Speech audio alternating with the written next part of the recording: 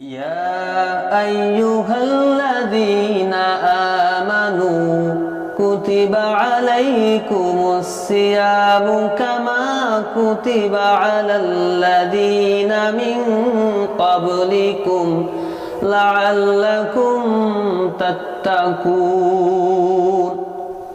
رب العالمين সূরাতুল বাকারার 183 নম্বর আয়াতে বলেন ইয়া আইয়ুহাল্লাযীনা আমানু ওহে বিশ্বাসীরা যারা ঈমান আনয়ন করেছো কুতিবা আলাইকুমুস সিয়াম আমি রব্বুল আলামিন তোমাদের উপরে রমজানুল মুবারকের রোজাকে ফরজ করেছি কামা কুতিবা আলাল্লাযীনা মিন ক্বাবলিকুম যেমনি ভাবে তোমাদের পূর্ববর্তীদের উপর আমি আল্লাহ তাআলা রোজাকে ফরজ করেছিলাম লাআল্লাকুম তাত্তাকুন যাতে করে তোমরা মুত্তাকিদের ভিতরে অন্তর্ভুক্ত হতে পারো তোমরা মুত্তাকি হতে পারো আল্লাহ তাআলা কেন রোজা ফরজ করলেন আয়াতের শেষ অংশে রব্বুল আলামিন সে কথা স্পষ্টভাবে ঘোষণা দিয়ে দিয়েছেন রমজানুল মুবারকে রোজা রাখলে আল্লাহ তাআলা তাদেরকে মুত্তাকি করে দিবেন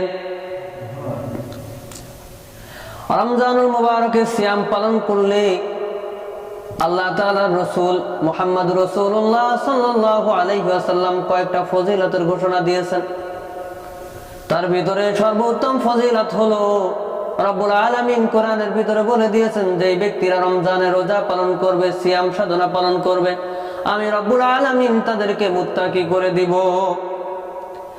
দ্বিতীয় নম্বরে আল্লাহর নবী জনাব মুহাম্মদুর রাসূলুল্লাহ সাল্লাল্লাহু আলাইহি ওয়াসাল্লাম তার মুখ নিঃসৃত বাণীতে তিনি ঘোষণা করেছেন রাসূলের জলিল কদর সাহাবী হযরত আবু সাঈদ খুদরি রাদিয়াল্লাহু তাআলা আনহু বলেন আল্লাহর নবী রমজানুল মুবারকের পূর্ব মুহূর্তে একদিন ঘোষণা করতেছেন ওহে আমার সাহাবারা তোমরা শুনে রাখো তোমরা জেনে রাখো আমার আল্লাহ তাআলা রব্বুল আলামিন তার বান্দাদের জন্য ঘোষণা করেছেন তার যেই সকল বান্দারা রমজানুল মুবারকের সিয়াম পালন করবে রমজানের ভিতরে একটা দিন যদি কেউ সিয়াম পালন করে রব্বুল ইজ্জত এত বেশি খুশি হয়ে যান তার বান্দাদের প্রতি এত বেশি রাজি খুশি হন এত বেশি ভালোবেসে ফেলেন একটা রোজা রাখার দরুন আল্লাহ তাআলা তার বান্দাকে জাহান্নামের আগুন থেকে ৭০,০০০ বছরের বেশি দূরত্বে দূর করে দিবেন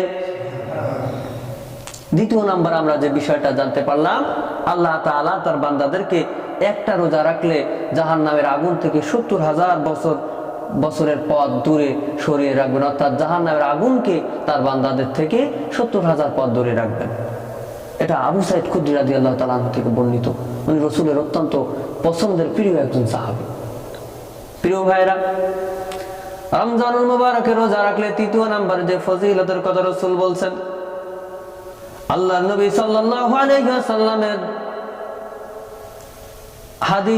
হাদিসে কুদসির ভিতরে আল্লাহ তাআলা ঘোষণা করেন রাসূলের মাধ্যমে সেটা বর্ণিত হয়েছে আল্লাহর নবী বলেন আল্লাহ তাআলা বলেছেন আস-সাওমু জুন্নাহ রমজানের রোজা হলো তার বান্দাদের জন্য আমার উম্মতের জন্য জাহান্নামের আগুনের ঢাল স্বরূপ ঢাল কি জিনিস যুদ্ধের ময়দানে যে জিনিসটা দিয়ে মানুষ বা যোদ্ধারা অন্যের তরবারির আঘাত অন্যের বল্লমের আঘাত তীরের আঘাত ঠেকায় যে জিনিসটা দিয়ে এটাকে ঢাল বলা হয় বান্দারা যদি উম্মতে মুহাম্মদ যদি সুন্দরভাবে একনিষ্ঠভাবে আল্লাহ তাআলাকে পাওয়ার আশায় রাসূলের দেখানো সেই সুন্নাহ অনুযায়ী রোজা রাখতে পারে আল্লাহ তাআলা তাহলে এই রোজাকে জাহান্নামের আগুনের ঢাল স্বরূপ বান্দাদের জন্য কবুল করবেন সুবহানাল্লাহ তৃতীয় নাম্বার গেল চতুর্থ নম্বরে গিয়ে আল্লাহ রাসূল সাল্লাল্লাহু আলাইহি ওয়াসাল্লাম বলেন রমজানুল মুবারকের রোজা হবে আমার উম্মতদের জন্য ফিতনার কাফারা স্বরূপ রাসূলের অন্যতম সাহাবী যাকে সিররুর রাসূল বলা হতো হুযায়ফা আল ইয়ামানী আল্লাহ রাসূল সাল্লাল্লাহু আলাইহি ওয়াসাল্লামের গোপন যে বিষয়গুলা সেই বিষয়গুলা উম্মতের যে গোপন বিষয়গুলা এগুলা হুযায়ফা রাদিয়াল্লাহু তাআলা আনহুর কাছে আল্লাহ রাসূল বলতেন তার ভিতর অন্যতম মুনাফিকদের যে লিস্ট এটা ছিল হুযায়ফার কাছে আল্লাহর নবীর সাহাবী হযরত হুযায়ফা আল ইয়ামানী রাদিয়াল্লাহু তাআলা আনহু বলেন আল্লাহ রাসূল সাল্লাল্লাহু আলাইহি ওয়াসাল্লাম বলেছেন আমার উম্মতদের জন্য তার পরিবার, সন্তান, সন্ততি, প্রতিবেশী সবকিছুই হলো ফিতনা স্বরূপ। আমার উম্মতেরা যদি রমজানুল মুবারকের এই সিয়াম সাধনাগুলো সুন্দরভাবে পালন করতে পারে, আমার আল্লাহ তাআলা ঘোষণা দিয়েছেন বান্দার এই পারিবারিক যে ফিতনা, পরিবেশের যে ফিতনা, এলাকার যে ফিতনা, এই ফিতনার কাফফারা স্বরূপ আল্লাহ তাআলা রোজাগুলোকে কবুল করে নিবেন। আল্লাহ রাসূল সাল্লাল্লাহু আলাইহি ওয়াসাল্লাম আরো একটা ফজিলাতের কথা বলছেন। প্রিয় ভাইরা, রমজানে রোজা রাখলে যে কত ফজিলাত, কত লাভ, এটা বলে শেষ করা যাবে না। রাসূল কারীম সাল্লাল্লাহু আলাইহি ওয়াসাল্লাম ৫ম নম্বরে একটা চমৎকার ফজিলাতের কথা বলেছেন।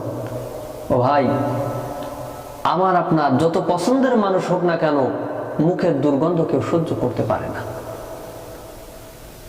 আল্লাহ তাআলা তার রাসূলের মাধ্যমে জানিয়ে দেন, ও হাবিব, ও আমার বন্ধু, তোমার উম্মতদেরকে বলে দাও, যদি তোমার উম্মতেরা রমজানুল মুবারকে রোজা পালন করে, সারাদিন রোজা রাখার কারণে মুখের ভিতরে যে দুর্গন্ধ হবে, বিকালবেলা যে প্রচন্ড দুর্গন্ধ থাকবে, এক বান্দা আর এক বান্দার কাছে, এক ভাই আর এক ভাইয়ের কাছে মুখের গন্ধ সহ্য করতে পারে না।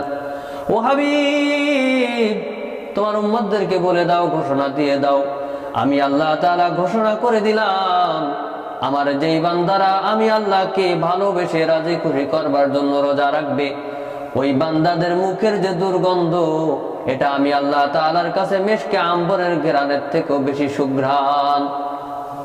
আমি আল্লাহ তাআলা এত বেশি পছন্দ করবো এই দুর্গন্ধগুলোকে। মিশকে আম্বর তো সর্বোচ্চ সুঘ্রাণযুক্ত জিনিস, কিন্তু তার থেকেও বেশি পছন্দনীয়, ভালোবাসার এবং আকর্ষণীয় জিনিস হলো আল্লাহ তাআলার কাছে রোজাদারের মুখের দুর্গন্ধ।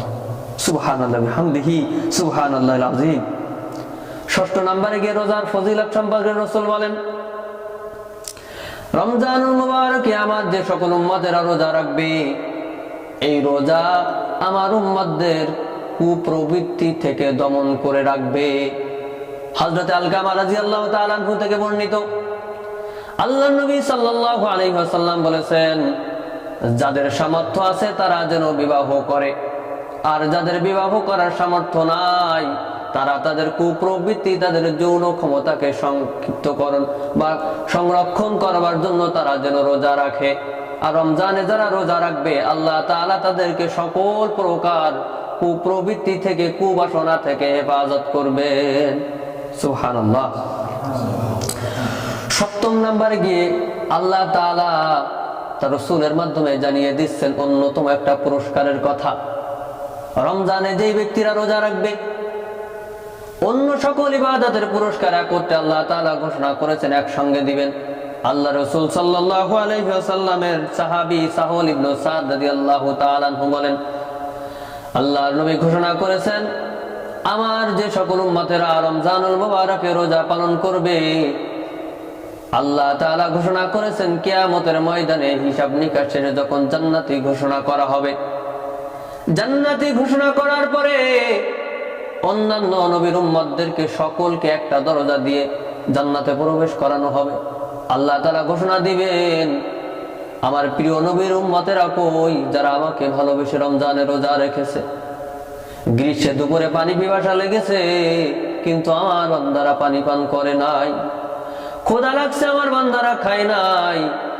ঝগড়া হয়েছে, আমার রাসূলের শেখানো ভাষা অনুযায়ী তারা বলছে, আনা সাইমুন, আমি রোজাদার, আমি এখন তোমার সঙ্গে বিতর্ক করতে পারবো না। সকল দিক থেকে নিজেকে হেফাজত করে নিয়ে যারা আমি আল্লাহ তাআলা রোজা রেখেছে, ও আমার সেই সকল বান্দারা, তোমরা এখন রাইয়ান নামক দেখো, ওই দেখা যায় স্পেশাল একটা দরজা, ওই দরজা দিয়ে জান্নাতের ভিতরে প্রবেশ করো। আর এই দরজা দিয়ে জান্নাতে প্রবেশ করার পরে কিয়ামত এর পরে জান্নাতে প্রবেশ করবে অনন্তকালের জন্য। আল্লাহ তাআলা সকল রোজাদারদের পানি পিপাসা দূর করে দিবেন। সুবহানাল্লাহ। কত ফজিলাত এই রমজানে। সর্বশেষ আল্লাহ রাসূল সাল্লাল্লাহু আলাইহি ওয়াসাল্লাম যে ফজিলতের কথাটা বলেছেন, এটার উপরে আর কোনো ফজিলত হয় না। ৮ম নম্বরে যে ফজিলতের কথা আল্লাহ রাসূল বলছেন, আল্লাহ তাআলা হাদিসে কুদসির ভিতরে বলেন, আস-সাওমু লি ওয়া আনা আজজি বিহি, রোজা আমার জন্য আর এর প্রতিদান আমি নিজেই দিব। অন্যত্র আছে হাদিসের ভিতরে আল্লাহ বলছেন, রোজা আমার জন্য আর আমি রোজাদারের জন্য হয়ে যাব। প্রিয় ভাইরা, যদি আল্লাহ তাআলা আমাদের হয়ে যায়, আমাদের আর কি দরকার? সে আল্লাহকেই যদি পেয়ে যাই, তাহলে আমাদের কোনো কিছু চাওয়া পাওয়ার থাকে না। এর জন্য আসুন আমরা রমজান আগত, আমরা রমজানুল মুবারকের পুরো একটি মাস, সিয়াম সাধনার মাস, আমরা সুন্দরভাবে যেন আল্লাহ তাআলার এই রোজাগুলো পালন করতে পারি। এই রোজাগুলো পালন করে আমরা যে ফজিলাতের কথা শুনলাম, এই ফজিলাতগুলো যেন আমরা অর্জন করতে পারি। আল্লাহ তাআলা আমাদের সকলকে সেই তৌফিক দান করুক।